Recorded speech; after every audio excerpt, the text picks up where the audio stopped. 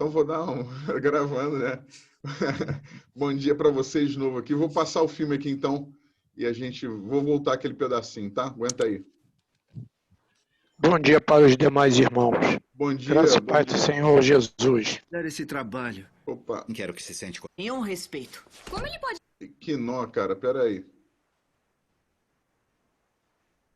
Deixa eu ver se eu consigo aqui. Eu não consigo, cara. É bem confuso. Aguenta aí, gente, então. Um stop, Chico. Eu também tenho que voltar o filme para o lugar certo, né? Aguenta aí. Gravando. Vamos embora.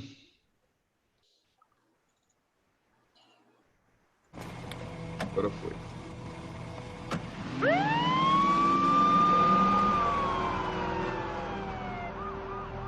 Deus está com eles. Fala logo, Shane. Os Martin foram pegar a Emily na escola. O carro deles foi atingido por um motorista bêbado do lado da Emily em um cruzamento. O Nathan foi buscar a Vitória. A coisa é grave, Adam. Eu sinto muito. Meu Deus, ajude minha filha. Por favor, senhor.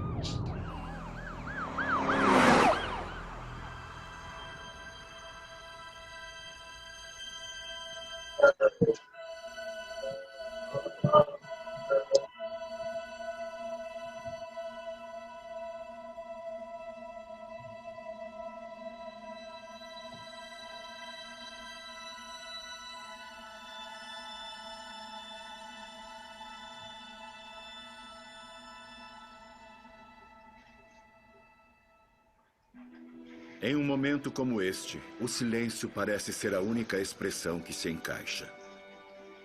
O que nós, como simples homens, dizemos a um coração despedaçado e triste? Nós falamos hoje porque temos uma esperança viva. A morte não respeita as pessoas. A morte não respeita a juventude. A morte é uma intrusa dolorosa e uma lembrança maligna de nossa condição humana. Mas eu estou diante de vocês hoje para declarar que temos uma esperança viva. E isso nos causa uma imensa alegria. Nossa esperança hoje está no fato de que Jesus não está mais sepultado. Ele vive. E porque ele vive, Emily vive. Porque ele vive, o coração partido e sofrido tem esperança e motivo para se alegrar.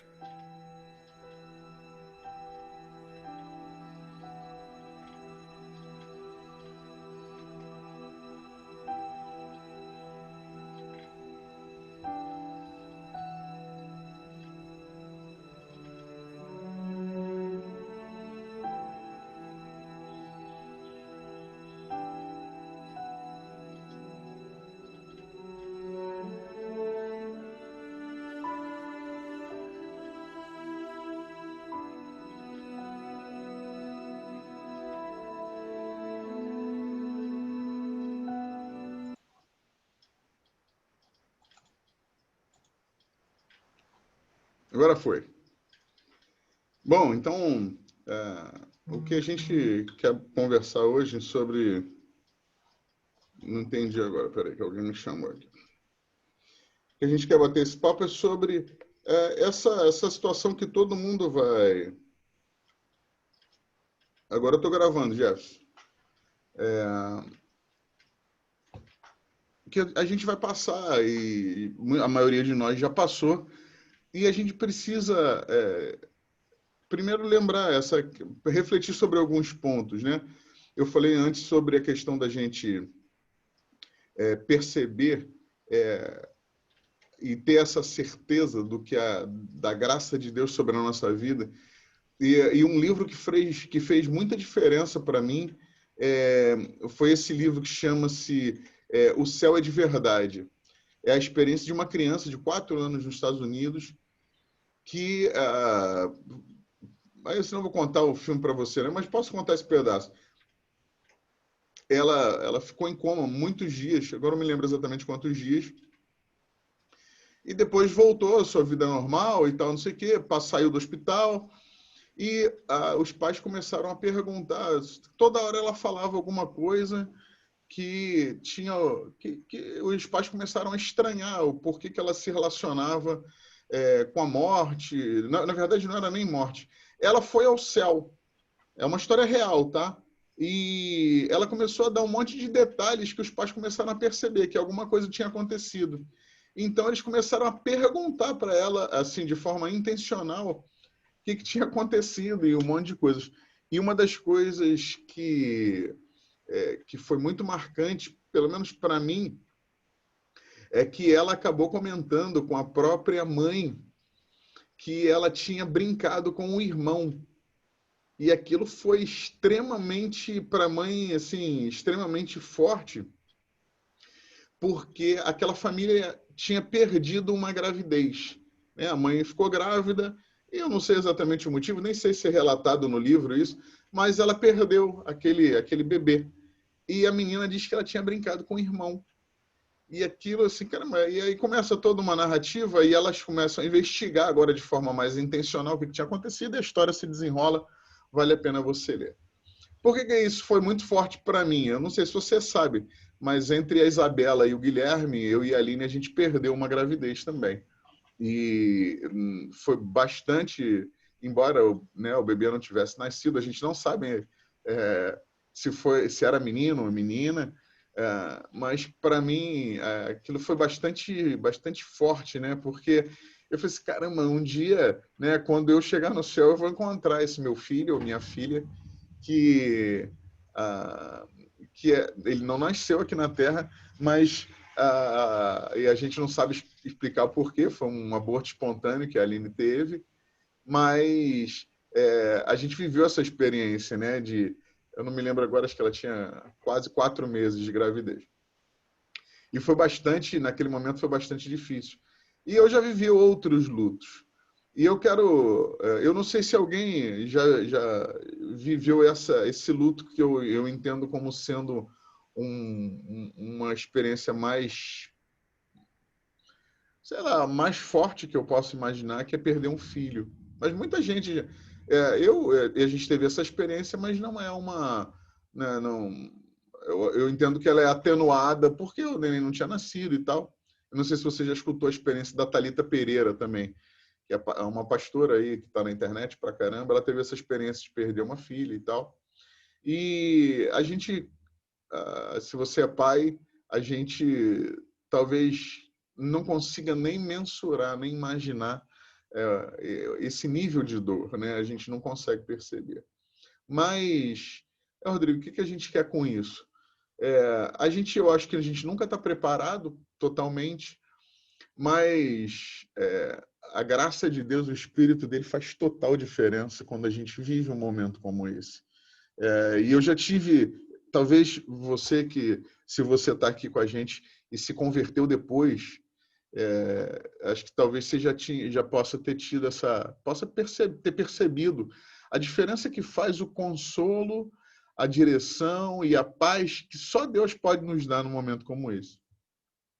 E eu anotei algumas coisas que eu queria conversar com vocês. A primeira pergunta que eu queria fazer, eu não sei se alguém já viveu uma experiência como essa que foi muito marcante, seja pela atuação de Deus, né, naquele momento, ou seja porque você não conhecia ele e agora você conhece e você percebe a diferença, né? Você percebe o cuidado, o consolo, aquilo que a Bíblia relata, né? Da paz que excede o entendimento. Eu não sei se alguém pode compartilhar isso com a gente, ou quer também, né? Alguém quer falar? Rodrigo, só relata, por favor, o nome do livro de novo. O Céu é de Verdade. Beleza. É um livro bem antigo, vale a pena ler. Não acho que nem é fácil. Fala, Armando. Bom dia, grupo. Bom dia, escola. Graça e paz do Senhor Jesus vos dou. Pastor, eu já passei por uma situação de perda. Eu não sei se eu já relatei aqui. Eu perdi uma filha com 40 anos, vítima de um câncer de mama.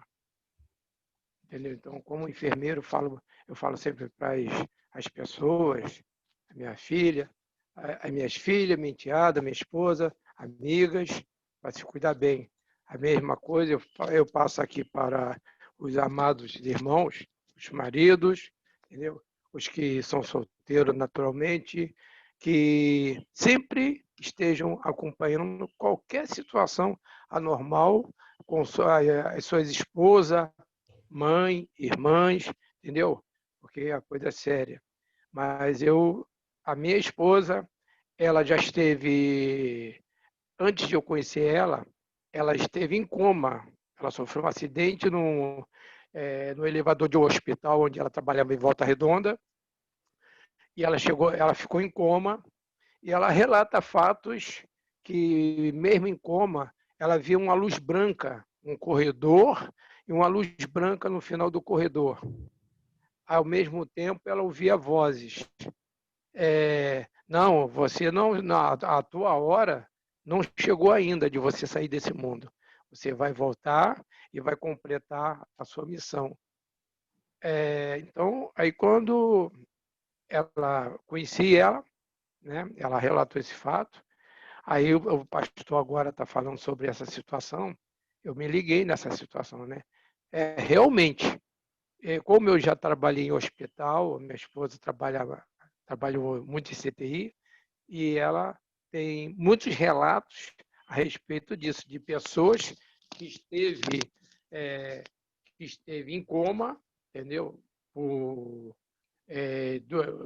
dias, Armando, semanas. deixa eu te cortar um pouquinho. Fala um pouquinho sobre a sua experiência. Você falou que você perdeu sua filha.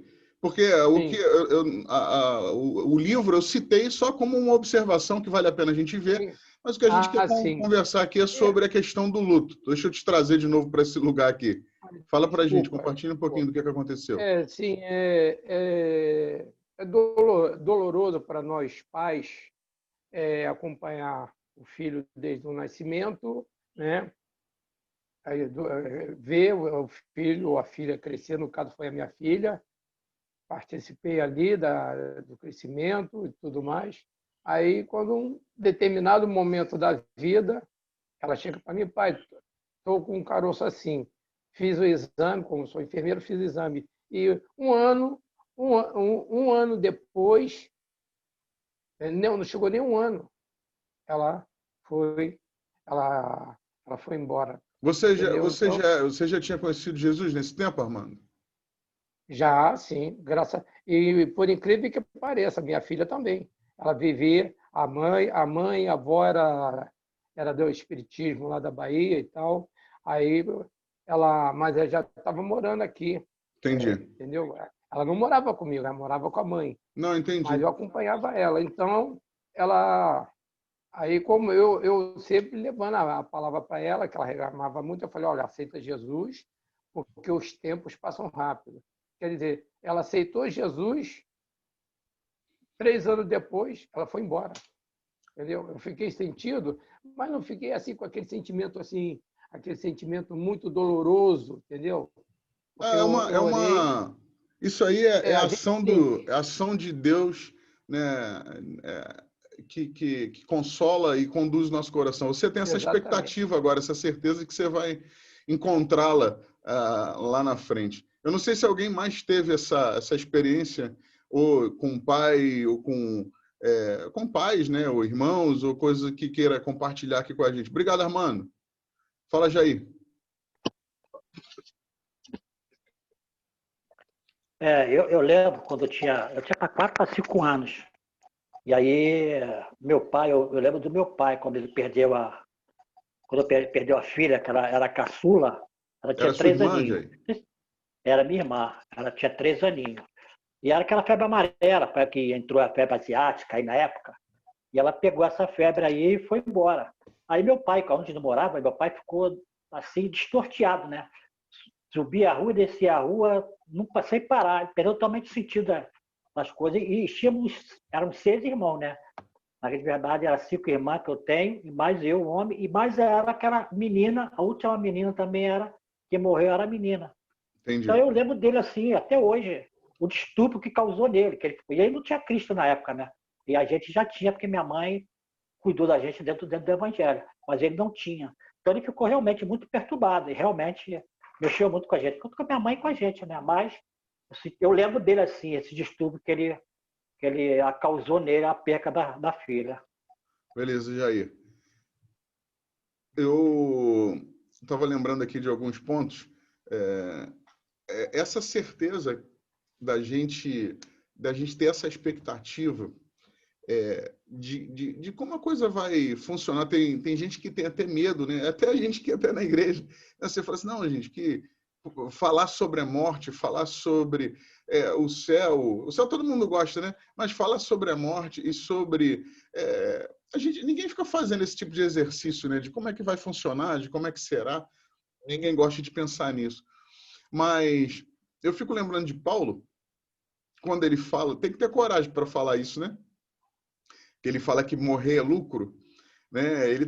Eu entendo quando Paulo fala isso, porque ele está percebendo, cara, que o melhor da vida está do outro lado, né? Está na vida espiritual e plena que a gente vai ter.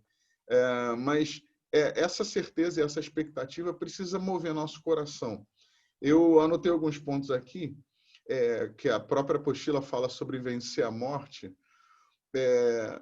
Aquilo que Cristo conquistou para nós na cruz, ele precisa ser revelado e vivido hoje. A gente tem um monte de circunstâncias, de situações que a gente passa, que em algum nível a gente está falando aqui, né, e o filme exemplifica a morte plena, né, a morte terrena, mas eu queria abranger um pouquinho situações e circunstâncias da nossa vida que estão morrendo. O Jair acabou de falar do exemplo do pai dele, e eu já participei de alguns sepultamentos, né? A gente, como pastor, às vezes a gente se depara com circunstâncias como essa. Às vezes, um membro da igreja, ou amigo, às vezes era crente, às vezes não, mas você está lá por qualquer motivo, mas a família não tem essa compreensão de que agora, né, a Bíblia fala o corpo vai voltar ao pó, mas o espírito permanece, né? E às vezes aquele desespero é o que toma conta do ambiente, né? Tá todo mundo ali angustiado, tá todo mundo ali temeroso, sem saber, às vezes sem ter a explicação ou querendo uma explicação, que esse é um dos maiores erros, eu não sei se é erro, mas é um dos piores sentimentos que a gente pode ter, é querer uma explicação. São perguntas que a vida não vai responder para nenhum de nós, né? Quando a gente passar por qualquer perda, a vida não vai nos responder. Mas eu queria abranger um pouquinho isso. Por que a gente, de forma geral, fica tão indignado, fica tão querendo obter respostas ou numa expectativa desesperada quando a gente tem uma perda como essa? E por que a gente não tem o mesmo sentimento, a mesma percepção, quando a gente tem uma perda parcial? Como assim, Rodrigo? O que é uma perda parcial? É alguém morrer mais ou menos? Não existe morrer mais ou menos. Mas existe o quê? Quando, por exemplo, o nosso relacionamento com Deus está morrendo, quando seu casamento está morrendo, quando seu relacionamento com seus filhos está morrendo, quando a gente, na nossa... na nossa esperança em relação à vida ou em relação a qualquer projeto está morrendo, por que a gente não tem a mesma indignação? Por que a gente não tem a mesma força para exigir de Deus ou para esperar dele uma resposta? Por que a gente, não sei se você pode me responder, por que a gente é tão passivo em circunstâncias como essas, de uma questão de uma morte parcial, e a gente é tão desesperado quando a gente tem uma morte terrena, plena? Porque, olha só, daqui a pouquinho vai cair para a gente aqui e a gente vai voltar na mesma sala, tá? Então, assim que cair, você volta na mesma sala, que a gente deu um probleminha nas nossas contas hoje e a gente está com uma conta comum. Alguém pode me explicar aí, o que você pode falar a respeito disso? Por que a gente é tão passivo numa hora, numa questão como essa, de uma morte parcial, e tão desesperado, e para o cristão nem tanto, mas por que a gente fica tão dolorido, doloroso, amargurado numa perda completo. Quem pode falar um pouquinho sobre isso aí? Eu falo, pastor, vou falar rapidamente. É Rapidinho, irmão. a impotência que nós sentimos. É verdade. Mas por que a gente fica tão passivo quando não há a impotência? Eu concordo, quando é a morte plena. Mas e quando é uma morte parcial? Não existe impotência. A impotência está do lado de dentro, que a gente percebe, está na nossa mente. Por que isso acontece? Por que você acha que isso acontece? Quem é que pode falar? Pegou, todo mundo entendeu? Acho que todo mundo Ô, entende. pastor, eu Fala, Diago. entendi. Talvez seja por conta da falta da impotência, né?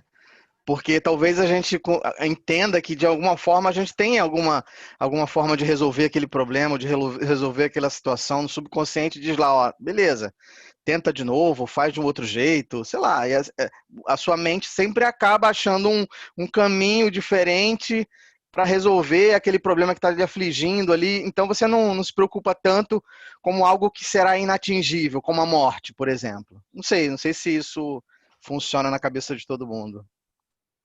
Ô, Rodrigo, Fala, Marquinhos. eu acho que a gente, como ser humano, quando a gente vê o fim, a gente decreta na nossa mente, no nosso interior, o fim, a gente leva esse fim com aquela palavra do sentido figurado da palavra mesmo, fim.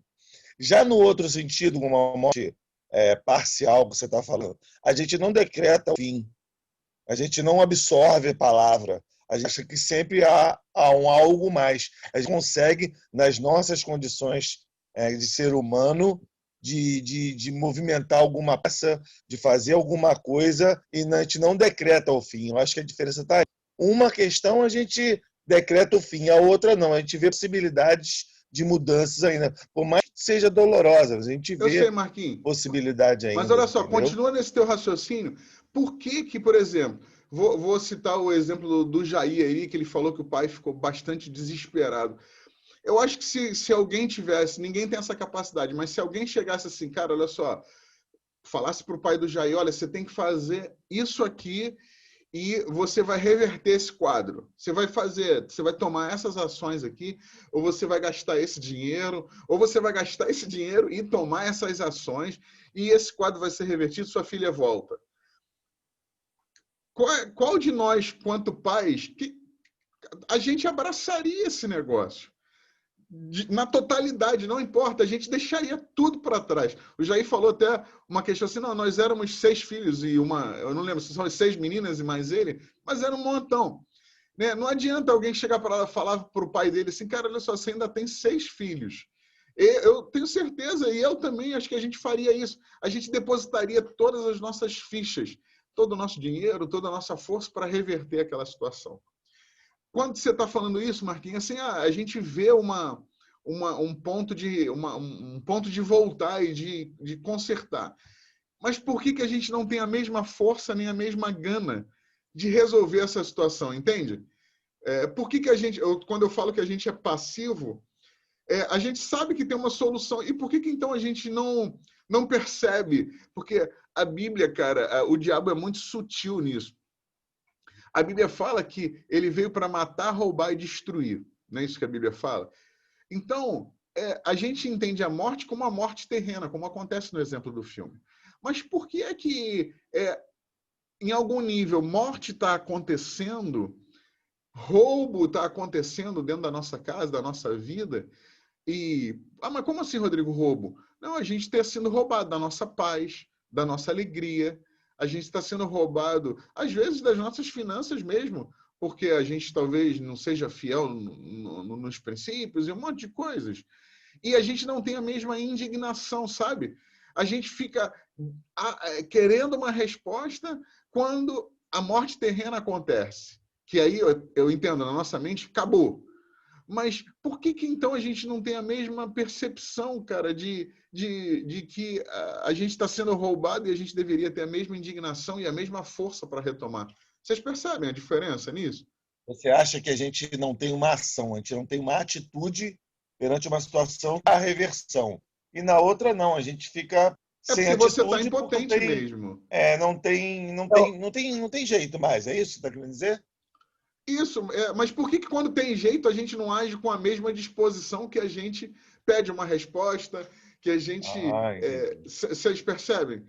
Porque assim, gente, eu vou falar um pouquinho daqui a pouquinho sobre os pontos do luto propriamente, do luto da morte terrena, mas essas coisas acontecem de forma mais espaçada na nossa vida. Agora, essas perdas, essas mortes parciais, eu garanto para você que estão acontecendo na sua vida hoje, e na minha também. E porque, né, você entende, seria muito raso a gente falar só da morte, porque a gente entende que Cristo venceu essa morte, mas e essa morte parcial? Pode falar, Carlos. Carlos? Okay. Opa, tá me ouvindo? Carlos, eu estou aí na área, hein? Celso. Então fala, Celso. É porque o Carlos levantou a mão ali. Então... É porque não estava com som. Alô? Você está sem som, Carlos? Está me ouvindo agora? Tamo. Ok. Vai depois, tá, Celso, você. Eu vejo o seguinte, muitas das vezes o que impede a gente tomar uma atitude numa situação dessa que você citou é o próprio ego humano, né? A gente não quer dar o braço a torcer, a gente não quer reconhecer que pode ter errado. Principalmente o homem, eu vejo que tem muita dificuldade nesse sentido.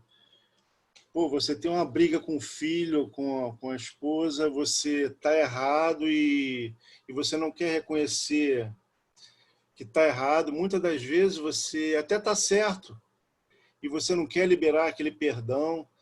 Esse ego humano, ele atrapalha muito nos relacionamentos interpessoais, né?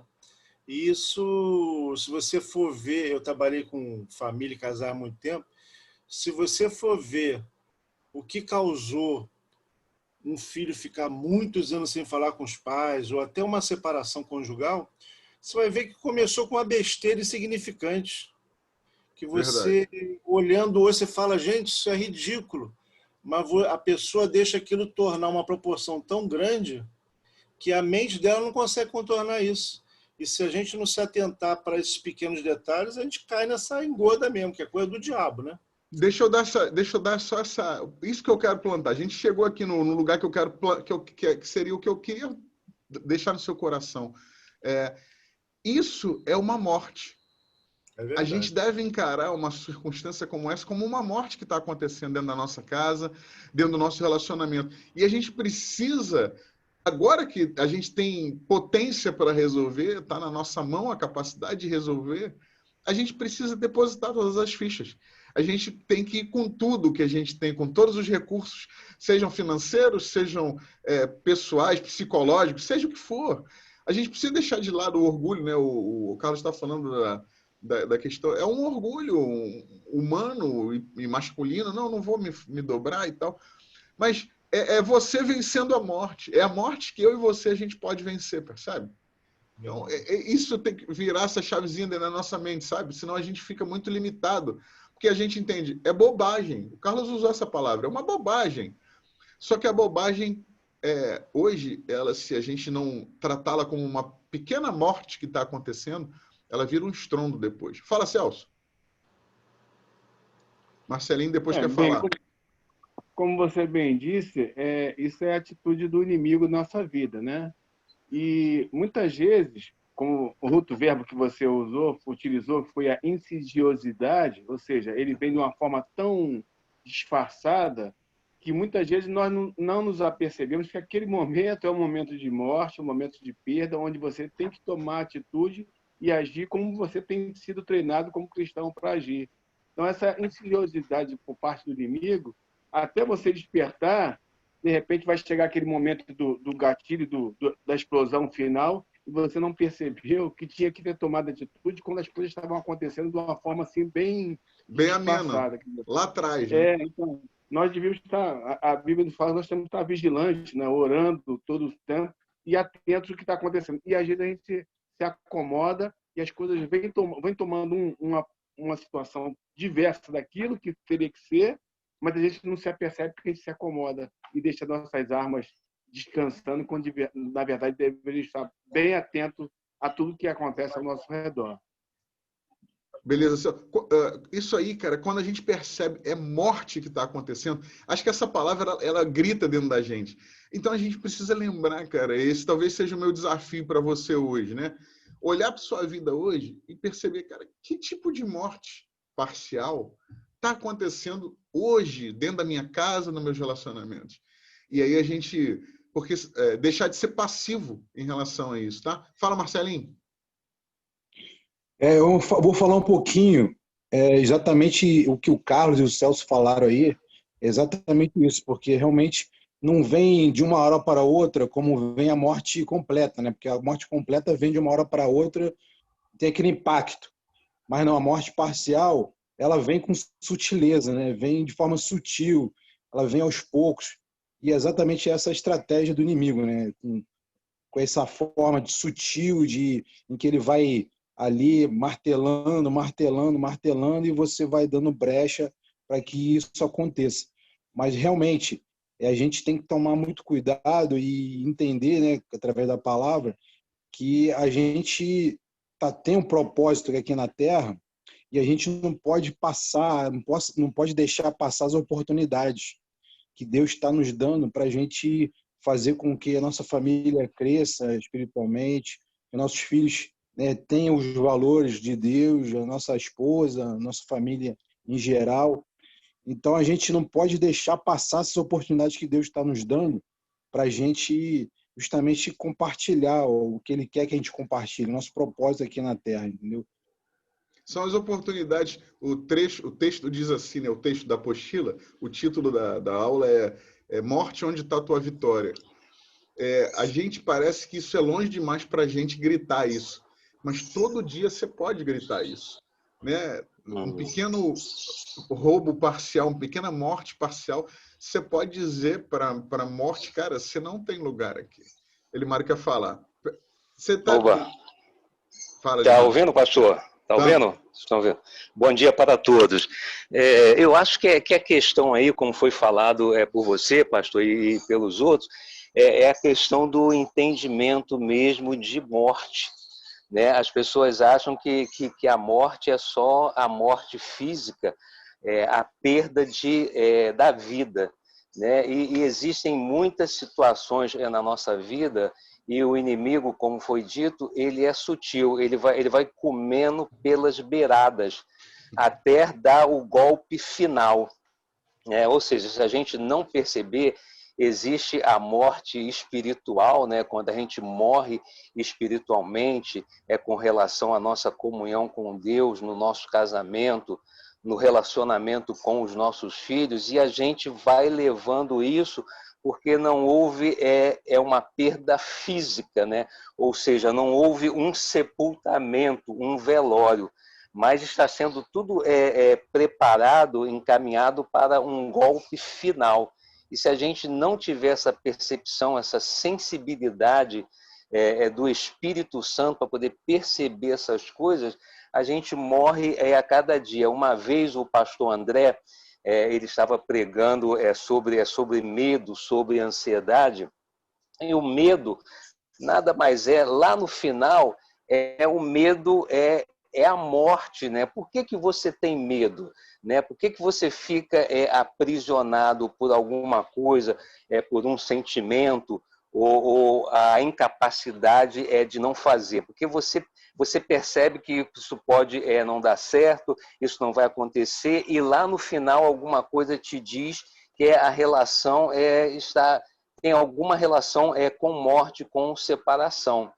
Então eu acho que a coisa de você entender que existem outras mortes, né? Existem outras separações de que às vezes são mais perigosas para a nossa vida, né? Para o nosso viver, do que... Quer dizer, eu até nem posso fazer essa comparação, que uma morte física é uma coisa que a gente não está preparado. Assim, a princípio, né, deveríamos estar, porque é uma questão de confiança e de fé em Deus também. Porque se mas a não gente sabe, não faz parte da nossa natureza, parte, né, Limano? Faz parte. Eu já estou para essa morte, né? Isso. A gente vai chegando uma certa idade que a gente sabe que o certo é a gente morrer e os filhos que vão ficar, né? Sim. E a gente tem um baque muito grande quando a gente, quer dizer, passa por uma experiência, eu não gosto nem de imaginar, nem pensar nisso, né? De perder um filho, né? Que a gente não está preparado, ou a própria vida ensina que os pais vão primeiro e os filhos que vão ficar vão depois. Eu acho que é isso aí, a gente ter esse entendimento, essa percepção, e saber que existe, além da morte física, existem outras mortes que a gente tem que estar atento, porque o diabo ele é assim, ele vai trabalhando e no final ele dá o golpe certeiro e aí derruba de vez. Vou deixar você falar aí, Valdo. Obrigado, Elimário. Olha só uma questão que eu estava pensando enquanto o Elimário estava falando. Quantos sepultamentos não físicos já aconteceram? Tipo assim, um filho fala assim, não, cara, para o pai, dentro dele, pai, você já morreu para mim, eu não quero mais contato. Quantos pais já mataram seus filhos, não fisicamente, mas mataram todo tipo de relacionamento, e casamentos já aconteceram? Quantos já aconteceram? E muitas vezes, como o Carlos falou, essa morte, ela foi um progresso, um processo que começou às vezes com algo que a gente poderia, qualquer pessoa poderia ter gritado: morte, cadê sua vitória? Eu consigo, eu vou depositar todas as minhas fichas aqui e vou resolver essa questão, entende? Fala, Walter. Bom dia a todos. Eu queria só trazer um exemplo dentro do filme, pastor, onde antes da morte da menina, eles estão numa praça, né, e ela desce do carro e chama o pai para dançar, né, e ele, ali, né, por vergonha, timidez, enfim, ele acaba não dançando com a filha e logo após isso ela vem a falecer, né, e vem a trazer a dor. E a gente às vezes imputa para o inimigo, não que não seja, né, como a própria Bíblia diz, ele veio para matar, roubar e destruir. Mas às vezes a gente, com pequenas atitudes, né, a gente vai criando essa morte parcial, né, seja com os filhos, seja com a esposa, pequenas coisas que a gente pode fazer naquele momento e a gente não faz, e a gente acaba abrindo uma brecha para essa morte parcial a qual o senhor está falando. Eu notei esse pontinho aqui. A gente deixa de viver o melhor, né? Isso acontece com todo mundo, e eu acho que a gente tem que tomar o cuidado para a gente não se sentir culpado, porque todo mundo falha nesse sentido, assim, né? Ele poderia ter dançado como a gente poderia naquele dia ter brincado com o nosso filho pequeno, a gente poderia ter saído com a esposa onde ela queria, a gente poderia ter deixado de falar algo. Eu anotei outros pontos aqui, a hora está avançando rapidinho, e a sala não caiu, né? Deus é bom. Mas eu botei... Oi, quem? Pastor, sou eu. Posso falar? Só uma coisa rápida. Quando o senhor falou, você morreu para mim. Olha, essa declaração é uma declaração tão forte, né? Isso aí, a palavra, a gente tem que ter muito cuidado. Anteontem eu estava conversando, eu e Tânia estava conversando com um casal que está vivendo uma crise, e aí a gente colocou também, gente, tanta energia sendo gasta, desperdiçada, e o tempo passa tão rápido. Vocês poderiam se acertarem, né, essas palavras, porque é uma questão, existe uma mágoa e um ressentimento muito grande por causa de palavras ditas. Aí quando o senhor falou, você está morto para mim, né? Isso me fez lembrar desse casal. Palavras têm um poder muito grande, né? Muitas vezes mata, destrói pessoas, não deixa de ser um tipo de morte.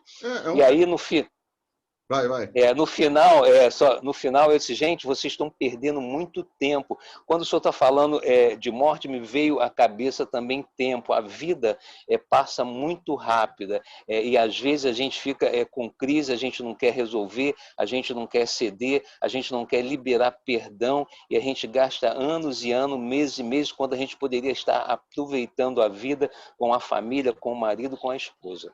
Você falou, deixa eu pegar esse gancho do Elimário. Parece doido, mas a gente fica vivendo a morte. quando alguém está morto, é completamente inanimado, né? Você não tem vida ali. O problema é que a gente, talvez esses sejam esses alertas que Deus traz para nós. Talvez a gente esteja vivendo uma morte, percebe? O tempo passa no relacionamento, no casamento, na profissão, seja lá o que for. A gente vive um tempo de estagnação, inanimado. Né? A gente está vivendo a morte. O crono está passando, mas a gente continua morto para viver a vida, sabe? E eu creio que esse é o alerta que Deus está trazendo para nós hoje. Eu vou falar um pouquinho agora da morte, só para a gente cumprir ali o que está ali na apostila, que acho que é legal também, mas é muito mais precioso você e eu, a gente perceber pequenas mortes parciais que estão acontecendo para que a gente mate essa morte e viva a vida, do que viver a morte, sabe? Esse exemplo que o Elimário está falando, um monte de casamento que está assim... as pessoas estão vivendo o cronos, né? As horas passam, o tempo passa, mas aquele casamento continua morto, podre. A Bíblia fala sobre isso, sobre a gente viver como sepulcro caiado, que é o quê? É o sepulcro, está tudo podre lá do lado de dentro, mas a gente passa ali um calzinho do lado de fora para os irmãos da igreja ver que está tudo bem, para ninguém perceber que está tudo ruim do lado de dentro, sabe? Então, vamos viver a vida, gente. Se há morte acontecendo, e acho que em algum nível todos nós vivemos isso, mas a gente tem que gritar, né? Morte, onde está a sua vitória? E viver a vida, do que viver a morte. Parece estranho isso no português, mas tem muita gente, muitas famílias às vezes estão vivendo morte, né? Vive um pedaço inanimado. Eu anotei aqui rapidinho para a gente falar sobre... Rodrigo, Oi. Rápido, muito rápido mesmo.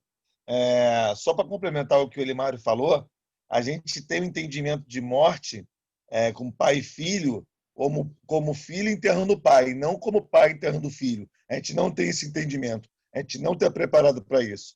E um outro processo, quer dizer, isso também é um processo. Agora, um outro processo que várias vezes acontece na nossa vida, está acontecendo com todos nós, a gente não tem como saber disso, é o que você falou, são algumas pequenos processos de morte talvez no relacionamento com um amigo, com o pai, com a mãe, com o filho, então, alguns processos de perda que a gente está passando agora. Então, a gente tem que parar, Marco, esse é o alerta de que a gente está fazendo hoje. É a gente parar para olhar e reviver essas mortes, sabe? E ressuscitar, reviver não, ressuscitá-las, né? Mesmo que vai exigir de nós algo, mas o que eu estou querendo trazer para nós é a gente olhar para isso hoje e falar assim, cara, onde é que eu posso ali injetar uma injeção de vida, deixar meu orgulho de lado, como o Carlos falou, e injetar vida ali. A gente hoje não é impotente para isso, a gente pode resolver, né? Diferente da morte completa. Deixa eu só fechar esse assuntinho aqui. É importante a gente viver o luto, né? Quando tem gente que a Bíblia relata o luto como 70 dias, né, de luto. É importante a gente passar esse período de luto, de chorar e de sentir saudade e tudo, e depois pular para o outro lado e passar adiante. A gente percebe que essa família do policial, eles conseguiram, eles viveram por um tempo aquele luto e depois eles começam a reconstruir, a continuar a vida. Né? Tem muita gente que isso serve para... Tem muita gente que para a vida, né? Isso serve... Minha cabeça às vezes vai além da minha boca. Isso serve também para mortes que aconteceram, por exemplo, mesmo que seja uma morte não física. Por exemplo, um relacionamento, às vezes um casal separou. A gente entende que não é o plano de Deus que isso aconteça, fato. E eu não vou... Mas acontece. Acontece dentro da igreja, acontece fora da igreja. E, às vezes, eu conheço algumas pessoas que não conseguiram passar esse luto, não conseguiram reconstruir a sua vida depois. Rodrigo, mas aí não é esse o plano de Deus. Eu entendo, mas o plano de Deus também não é que a pessoa viva só. Às vezes, existem casamentos, por exemplo, que a gente que inclusive já participei de apoio, de ajuda, por exemplo, que tinha violência. Eu não entendo que alguém tem que permanecer num relacionamento como esse.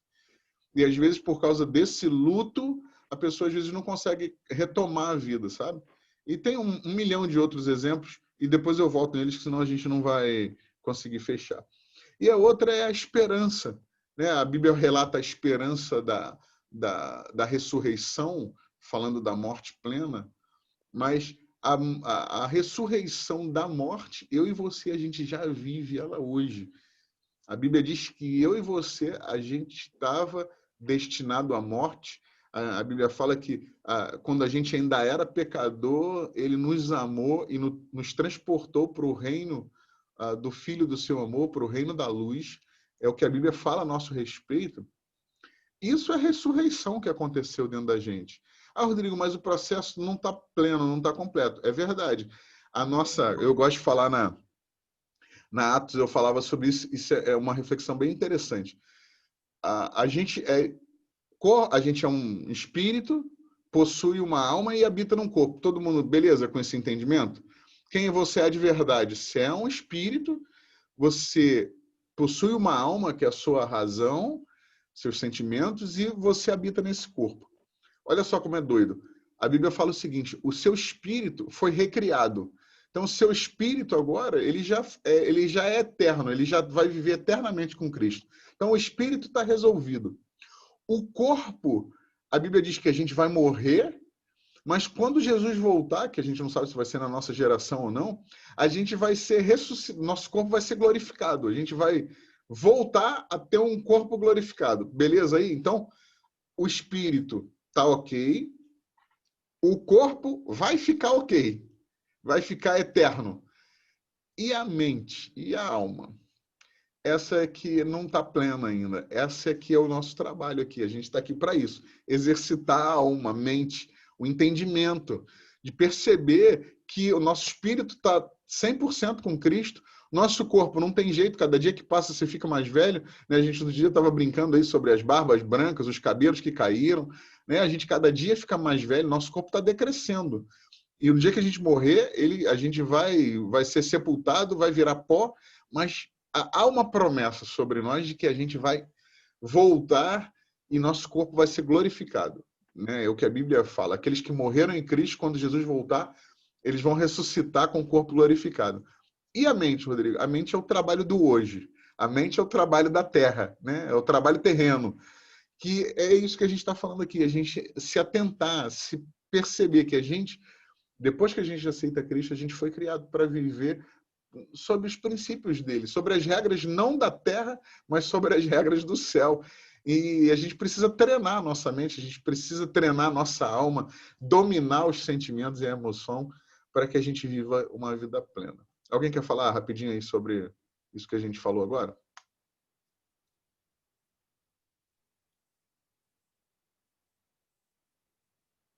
Ninguém? Quer falar, Jair? Abre o microfone. Pastor, Elimar. E isso que você falou aí, existe uma coisa que é pior de todas as coisas, que é a morte espiritual, que é a separação eterna de Deus, né? Que a gente deve perseverar, né? Enquanto filho de Deus, para que a gente permaneça na presença dele, fiel, né? Porque até aquele dia, né, como o senhor falou, de que o Senhor vem buscar a sua igreja, ou que nós vamos morrer antes, né? Mas acho que a pior de todas as mortes é a separação eterna de Deus, né? Que Deus nos guarde disso e que a gente cuide bastante da nossa família, dos nossos filhos, do nosso casamento. E é muito bom estar com vocês. Show. Lembrei de uma frase agora quando você falava, eu anotei essa frase, vou deixar você falar, Marcelinho. Eu anotei essa frase, eu li essa frase essa semana, que não tem nada a ver com o nosso segmento aqui, como a gente está falando, mas a frase diz o seguinte: tudo na nossa vida, tudo, absolutamente tudo, tem a tendência de decrescer, tem a tendência de morrer. Como assim, Rodrigo? Por exemplo, se você no seu físico, se você não fizer nada, a tendência do seu corpo é ele degradar mais rapidamente. Seu casamento, se você casou e se você não fizer nada, a tendência é ele decrescer. O relacionamento, se você não gasta tempo, se você não cuida, a tendência é decrescer. E eu fiquei parando para pensar na sua profissão. Se você não se atualiza, se você não estuda, a tua tendência profissional é decrescer. Aí eu fiquei parando para pensar, Cara, tudo na nossa vida tem essa tendência de morrer. Tudo. Tudo está caminhando para lá. E a frase dizia o seguinte: e aí, o que eu faço? Não, eu cuido. Então, todo dia eu tenho que cuidar da minha profissão, do meu casamento, da minha vida com Deus. Para quê? Para que ela não morra. Todo dia eu tenho que cuidar da minha saúde. Ah, Rodrigo, a gente não faz isso sempre. Eu sei, eu também não faço. Mas cada dia que eu não faço, eu degradei mais um pouquinho, ou mais rapidamente, entende? Então, talvez essa seja a grande sacada da vida, a gente cuidar um pouquinho, né? Eu já citei esse exemplo do malabares, né? A gente deixar as bolinhas todas no alto, a gente está tratando delas o tempo todo. Não vai dar tempo de eu falar sobre isso, quero deixar o Marcelo falar, mas é importante a gente se ligar nisso. Tudo está caminhando para o lado ruim, mas Deus deu a mim e a você o poder e a potência, a capacidade de manter essas bolinhas vivas, de manter cada uma dessas áreas vivas. Mas a gente tem que dedicar tempo, dedicar atenção e se esforçar para que isso aconteça. Vai, Marcelinho. Ô, pastor, nesses 2 últimos anos, depois você vai, eu pude aprender, né, quem eu sou, o que eu tenho e o que eu posso de acordo com a palavra de Deus.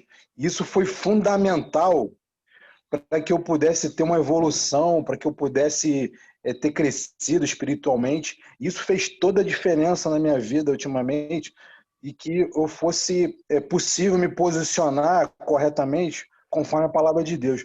E como o senhor falou, realmente, a gente tem que estar renovando a nossa mente diariamente com a palavra de Deus, porque só essa é a solução aqui na Terra para a gente. Isso é identidade, Marcelinho. Identidade. Quem eu sou em Cristo faz toda a diferença. Toda a diferença. Fala, Jair. Só queria dizer que hoje eu estou completando 45 anos de casado. Parabéns, Jair. 45 anos de casado. Obrigado. Aí eu digo o seguinte: quando a gente começa num patamar. Mas na nossa caminhada, a gente vê quanto a gente erra para a gente achar que a gente pode resolver tudo sozinho, né? E aos tempos para cá, a gente o tempo vai passando, não, você não é o bambambam, como diz a história, você tem que ser compartilhado, você tem que se achar que você não pode estar sozinho. E aí, ainda que tinha conhecido Deus, mas não colocava Deus em primeiro lugar nas minhas atitudes. Achava que tinha que ser. E hoje, não. Hoje, tudo que eu faço, primeiro, até no meu relacionamento com a esposa, acontece alguma coisa, a gente fica chateado, ficava dia chateado.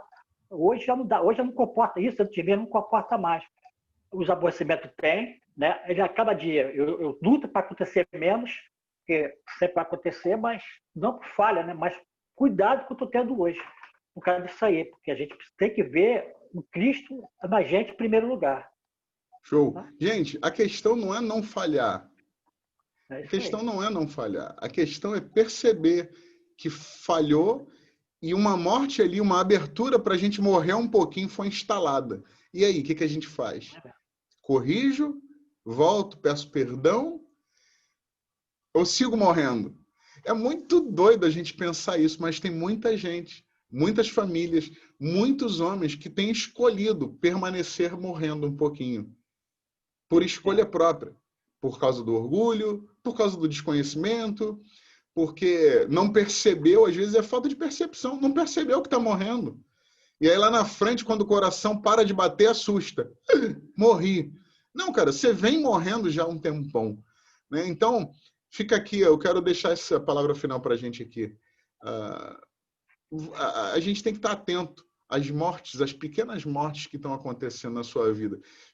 E na minha também, fica esse desafio para você. Às vezes a gente está muito ligado no que está acontecendo no mundo, no Bolsonaro, no coronavírus, a gente quer falar disso, gosta de falar de futebol, e não tem nada de errado.